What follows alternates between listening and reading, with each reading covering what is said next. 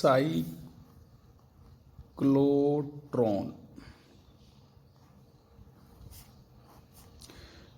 Cyclotron. अब बच्चों, हमने पिछले टर्म पर आपको सिखाया था कि जब कोई आवेशित कण है ना चुंबकीय क्षेत्र में लंबवत प्रवेश करता है तो वो वृत्ताकार पथ में घूमता है। उसी के आधार पर हमने एक युक्ति बनाई है जिसका नाम है साइक्लोट्रॉन। क्या युक्ति है? ये विद्युत चुंबकीय युक्ति है, मतलब विद्युत चुंबक के सिद्धांतों पर कार्य करती है। क्या करती है ये भारी धन आवेशित कण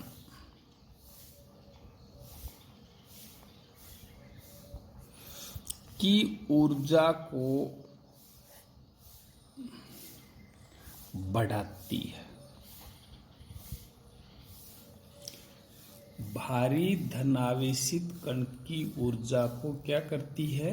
बढ़ाती है। या यूं कह दूं, भारी धनावेशित कण है ना उसको उच्च ऊर्जा के लिए त्वरित करती है। ये क्या सिद्धांत है इसका? इसका सिद्धांत ये है कि आप भारी धनावेशित कण लो, ठीक है, आप उसे कम मान के प्रत्यावर्ती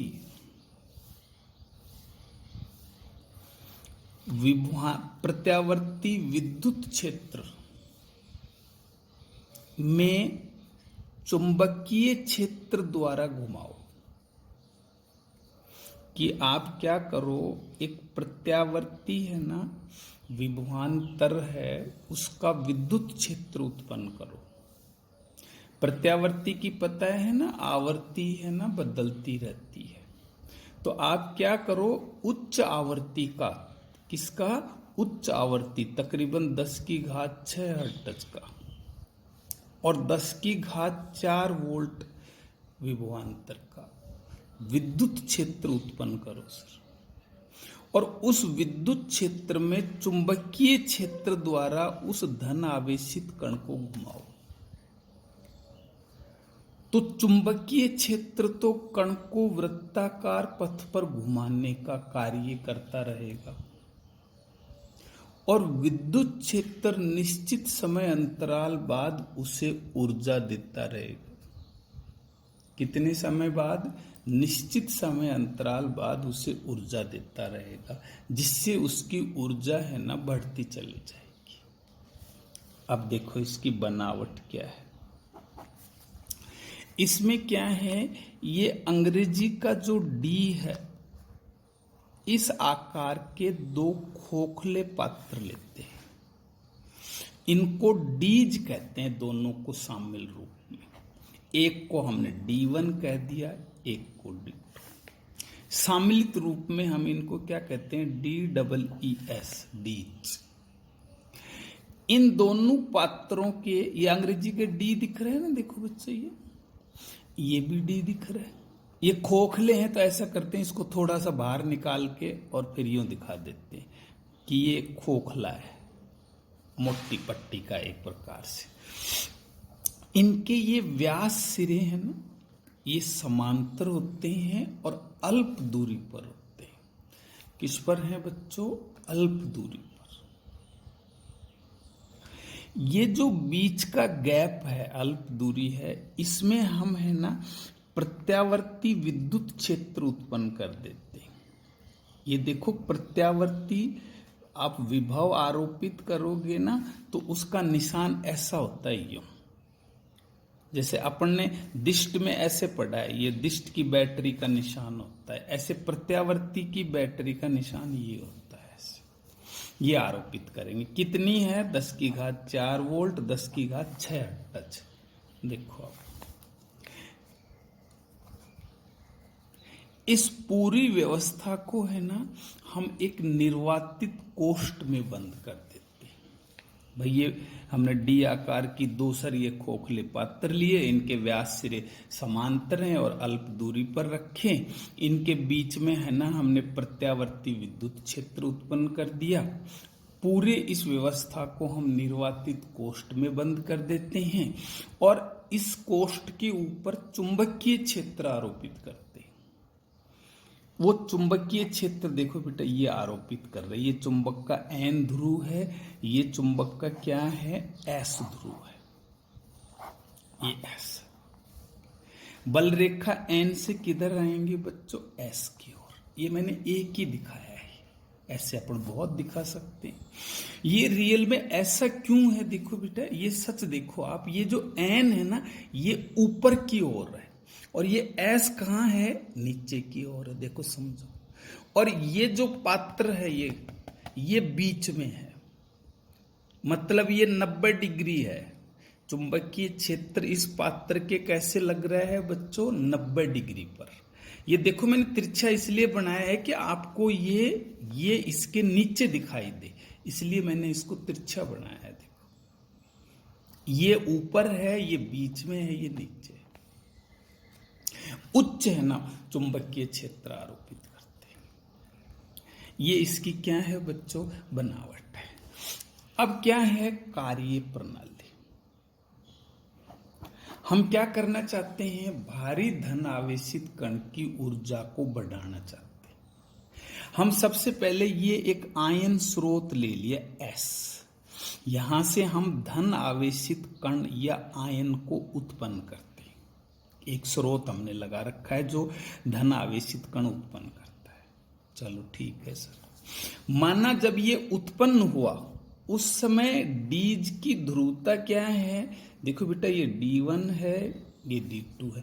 इसकी ध्रुवता क्या है कि ये पॉजिटिव है और ये नेगेटिव है। 10⁻⁶ हर्ट्ज आवर्ती है ना, आपको पता है ना, इसकी आवर्ती एक चक्कर ना, इसकी ये ध्रुवता एक चक्कर में 2 बार बदलती है। देखो आप, और ये कितने चक्कर लगाएंगे, इतने 10⁻⁶ हर्ट्ज, इतनी बार इसकी आवर्ती बदलेगी सर। देखो अब ये प्लस है और ये क्या है, माइनस है। अब जैसे यहां पर ये प्लस पैदा हुआ, देखो ये एस से जो आयन पैदा हुआ ना, ये रहा सर। अब ये डी की भी प्लस है तो ये कहां चला जाएगा, D1 से D2 की ओर। अब इसके ऊपर चुंबकीय क्षेत्र भी लग रहा है, तो चुंबकीय क्षेत्र इसको बेटा अर्धवृत्त में घुमाएगा। ये घूम गया अर्धवृत्त में। ये जैसे यहां आएगा इसकी ध्रुवता बदल जाएगी। क्या बदल जाएगी, देखो मैंने बगल में आपके नोट्स में चित्र बना के दिखाया है। ये D1 है, ये D2 है। ये क्या हो जाएगा, प्लस, ये क्या हो जाएगा, माइनस। अब ये प्लस यहां आ गया, देखो अब ये प्लस इस प्लस से क्या होगा, प्रतिकर्षित होगा, या यूं कह दूं इस समय विद्युत क्षेत्र है ना इस पर कार्य करेगा, या विद्युत क्षेत्र इसे त्वरित करेगा। तो त्वरित करेगा तो उसे कार्य करना पड़ेगा, और कितनी ऊर्जा देगा इसको, W बराबर Q इंटू V, एक सूत्र पढ़ाया हमने, इतनी ऊर्जा इस कण को देगा। फिर ये जैसे इसमें आ जाएगा, फिर ये चुंबकीय क्षेत्र अर्धवृत्त में घुमा देगा। जैसे ये यहां आ जाएगा, ये पहले वाली स्थिति फिर हो जाएगी सर, क्योंकि ध्रुवता तो बदलती है। ये पहले वाली स्थिति फिर आ जाएगी, फिर स्थिति आ जाएगी, तो फिर कौन इसको त्वरित करेगा, विद्युत क्षेत्र, और इस पर कार्य करेगा। वो कार्य इसमें एकत्र हो जाएगा, देन उसकी ऊर्जा का रूप ले लेगा, फिर इतना ही कार्य करेगा। तो एक चक्कर में ये 2 बार इस गैप से गुजरेगा या विद्युत क्षेत्र से गुजरेगा, तो कितनी ऊर्जा प्राप्त कर लेगा, 2Q। इस प्रकार ये लगातार चक्कर लगाता रहेगा और ये विद्युत क्षेत्र इसे निश्चित समय बाद ऊर्जा देता रहेगा। एक चक्कर में कितनी दे देगा, 2Q।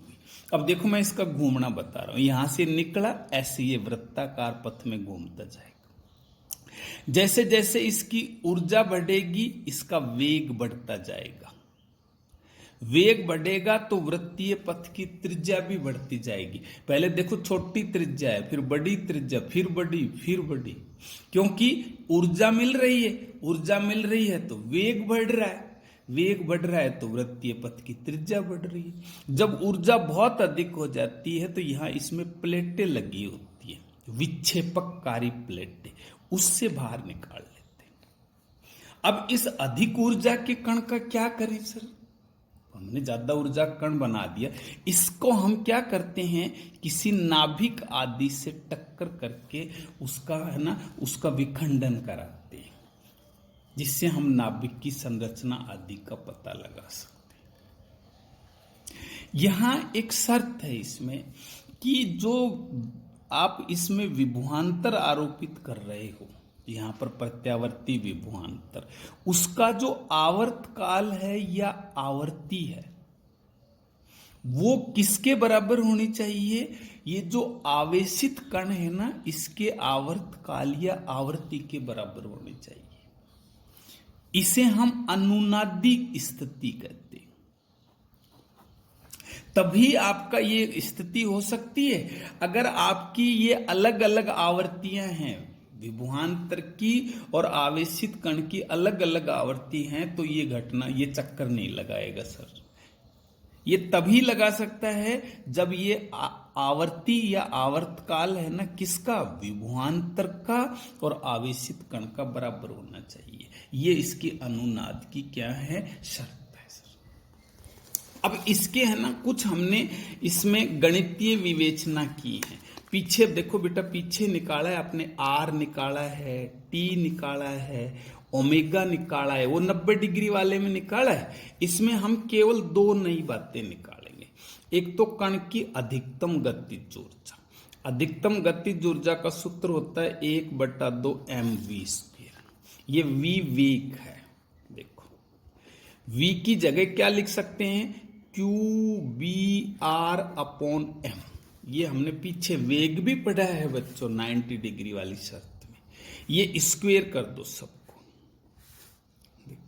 1/2 m, ये v की जगह लिख दिया। अब ये दो घात है तो एक तो कैंसिल हो गई। ये अधिकतम गतिज ऊर्जा है। दूसरा, कण के चक्रों की संख्या, कि कण है ना कितने चक्कर लगाएगा सर। अब हमने कहा सर एक चक्कर में कितनी ऊर्जा मिलती है? 2qv। तो कुल ऊर्जा कितनी हो गई? चक्रों की संख्या इंटू एक चक्र की ऊर्जा। ये किसके बराबर होनी चाहिए? E मैक्सिमम के। इससे हम n निकालें। यहां v है ना बेटा, ये विभवांतर है, ये v वेग है, ध्यान दो। n गुणा 2qv। E मैक्सिमम की जगह लिखते हो क्या? 1/2 q² b²r²/m। जब ये मैक्सिमम है तो ये r भी मैक्सिमम होगी, क्योंकि जब ऊर्जा बढ़ेगी तो वेग बढ़ेगा और ज्यादा वृत्त त्रिज्या के चक्कर लगाएगा सर। इससे है ना हम क्या कर लेंगे सर, क्या निकाल सकते हैं? इससे हम n निकाल सकते हैं। क्या निकाल सकते हैं बच्चों? n। इसको तिरछा गुणा करके n निकाल लेंगे। देखो क्या करके, तिरछा गुणा करके है ना हम किसकी संख्या निकाल लेंगे? n की। देखो तिरछा गुणा करके हम n की मान निकाल लेंगे। एक q से ये एक q कट गया सर, n बराबर हो गया qb² मैक्सिमम अपॉन 4mv। अब है हमारे पास साइक्लोट्रॉन के सीमा बंधन या कमियां। सबसे पहली बात तो क्या है कि हम इससे केवल है ना आवेशित कणों को त्वरित कर सकते हैं, विद्युत उदासीन को नहीं कर सकते। दूसरे नंबर की बात, भारी कणों को ही कर सकते हैं, हल्के कणों को नहीं कर सकते, क्योंकि हल्के कणों पर किसका प्रभाव आता है?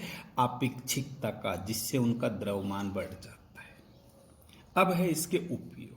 उपयोग क्या है बेटा? सबसे पहले तो अपन क्या है, किसी नाभिक आदि से टक्कर कराते हैं तो नाभिक की संरचना का पता लगा सकते हैं। दूसरे नंबर की बात सर, कि जब ये उच्च ऊर्जा के कण है ना, जब हम किसी ठोस पदार्थ पर गिराते हैं तो क्या हो जाते हैं, ये आयन है ना उसमें रोपित हो जाते हैं। उस ठोस में ही रोपित हो जाते हैं, जिससे क्या हो जाता है, उसके गुणों में सुधार कर सकते हैं और नए पदार्थों को संश्लेषित भी कर सकते हैं। तीसरा उपयोग क्या है, इसका उपयोग रेडियो एक्टिव पदार्थ उत्पन्न करने में करते हैं सर। किसमें? रेडियो एक्टिव पदार्थ उत्पन्न करने में किया जाता है।